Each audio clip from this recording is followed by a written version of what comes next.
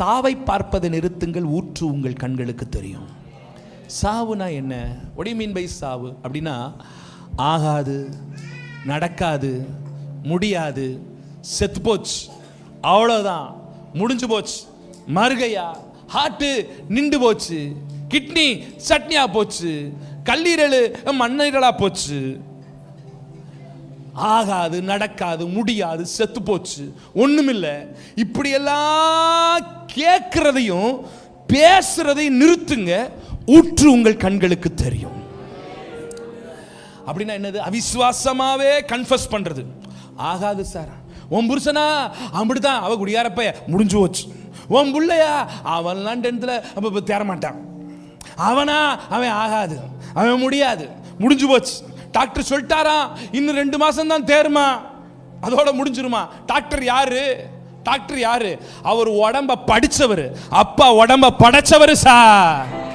அவர் சொல்றாரு, எகிப்தியருக்கு வரப்பண்ணின வியாதிகளில் ஒன்றை நான் உனக்கு வரப்பண்ணேன், நானே உன் பரிகாரியாகிய கர்த்தர், என் தழும்புகளினால் சுகமாகிறீர்கள், வாதை உன் கூடாரத்தை அணுகாது. உங்களில் ஒருவன் வியாதிப்பட்டால் சபையின் மூப்பரை வரவழைத்து அவர்களுக்கு எண்ணெய் பூசி ஜெபிக்கும் பொழுது விசுவாசமுள்ள ஜெபம் பிடியாளியை.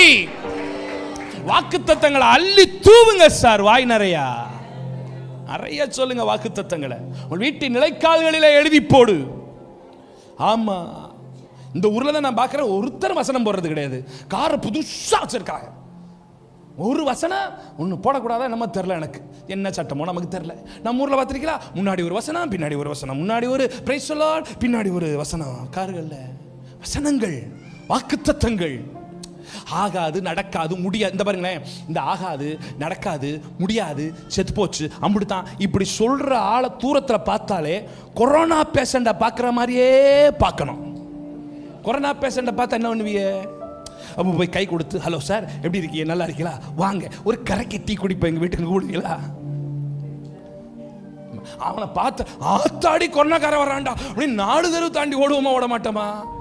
இந்த ஆகாது, நடக்காது, முடியாதுன்னு பேசுறாலும் ஒரு விதமான கொரோனாக்காரன் தான்.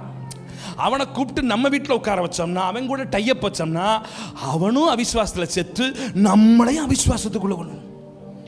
ஆத்தாடி காலில் அடிபட்டுருச்சா, காலில் அடிபட்டுச்சா, பார்க்கணுங்க அண்ணே, பார்க்கணும். ஏற்கனவே உங்களுக்கு 600 இருக்குதுண்ணே சுகரு. இப்படித்தான் விரல் அடிபட்டுச்சுன்னா புண்ணு ஆறவே ஆறாது. முதல்ல விரல் எடுப்பாங்க, அப்புறம் காலே எடுத்துருவாங்க. விசுவாசி, என் தேவன் எனக்காக ஒரு அற்புதத்தை செய்வாருங்க. அப்பா என் கூட இருக்கிறாருங்க.